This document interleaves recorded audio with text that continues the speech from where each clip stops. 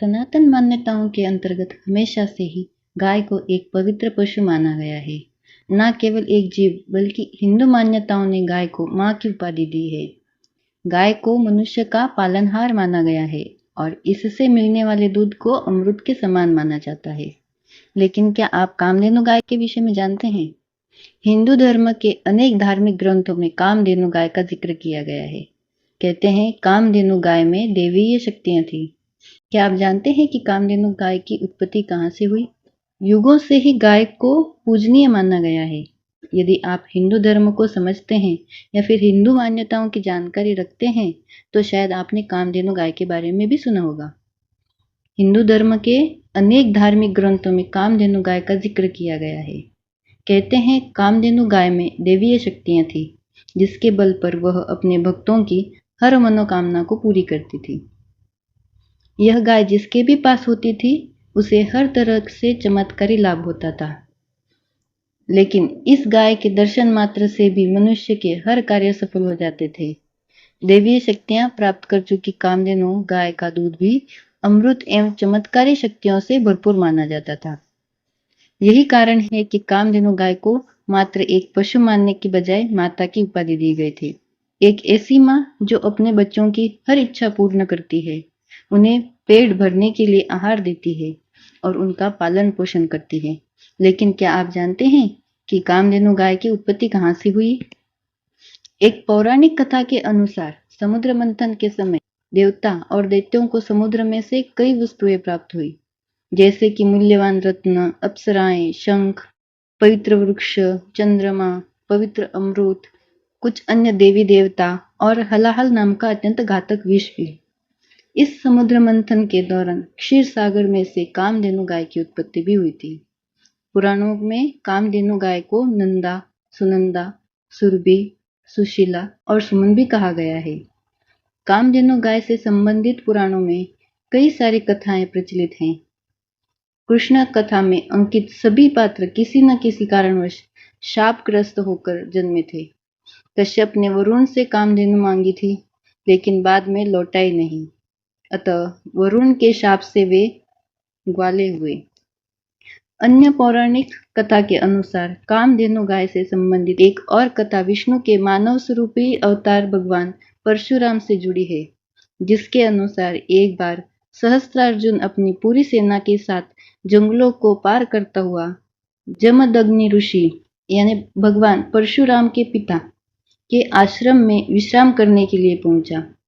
महर्षि ने राजा को अपने आश्रम का मेहमान समझकर स्वागत सत्कार किया और उन्हें आसरा दिया।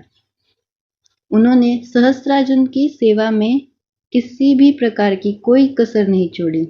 यह तब की बात है जब ऋषि जमदग्नि के पास देवराज इंद्र से प्राप्त दिव्य गुणों वाली कामधेनु नामक अद्भुत गाय थी। राजा नहीं जानते थे कि यह गाय कोई साधारण पशु नहीं बल्कि दैवीय गुणों वाली कामधेनु गाय है। लेकिन कुछ समय के पश्चात जब राजा ने गाय के चमत्कार देखे तो वो दंग रह गए। महर्षि का आश्रम काफी साधारण था, न अधिक सुविधाएं थी और न ही काम में हाथ बांटने लायक कोई सेवक। लेकिन महर्षि ने कामधेनु गाय की मदद से कुछ ही पलों में देखते ही देखते राजा और उनकी पूरी सेना के लिए भोजन का प्रबंध कर दिया। कामधेनु के ऐसे विलक्षण गुणों को देखकर सहस्त्रार्जुन को ऋषि के आगे अपना राजसी सुख कम लगने लगा। अब उनके मन में महर्षि के प्रति ईर्ष्या उत्पन्न होने लगी और साथ ही वे महर्षि से उस गाय को ले जाने की तरकीब भी बनाने लगे। लेकिन सबसे पहले राजा ने सीधे ही ऋषि जमदग्नि से कामधेनु को मांगा। किंतु जब ऋषि जमदग्नि ने कामधेनु को आश्रम के प्रबंध और जीवन के भरण पोषण का एकमात्र जरिया बताकर उसे देने से इनकार कर दिया, तो राजा ने बुराई का मार्ग चुनना ही सही समझा। राजा ने क्रोधित होकर ऋषि जमदग्नि के आश्रम को उजाड़ दिया। सब तहस नहस हो गया। लेकिन यह सब करने के बाद जैसे ही राजा सहस्त्रार्जुन अपने साथ कामधेनु को ले जाने लगा, तो तभी वह गाय उसके हाथों से छूटकर स्वर्ग की ओर चली गई और आखिरकार दुष्ट राजा को वह गाय नसीब नहीं हुई। लेकिन वहीं दूसरी ओर महर्षि जमदग्नि दोहरे नुकसान को झेल रहे थे। एक ओर वे अपनी कामधेनु गाय को खो चुके थे और दूसरी ओर आश्रम भी न रहा। कुछ समय के पश्चात महर्षि के पुत्र भगवान परशुराम आश्रम लौटे और जब उन्होंने यह दृश्य देखा तो हैरान रह गए। इस हालत का कारण पूछने पर उनकी माता रेणुका ने उन्हें सारी बातें विस्तार पूर्वक बताई। परशुराम माता पिता के अपमान और आश्रम को तहस नहस देखकर आवेश में आ गए। पराक्रमी परशुराम ने उसी वक्त दुराचारी सहस्त्रार्जुन और उसकी सेना का नाश करने का संकल्प लिया। परशुराम ने अपने परशु अस्त्र को साथ लेकर सहस्त्रार्जुन के नगर महिष्मतिपुरी पहुंचे।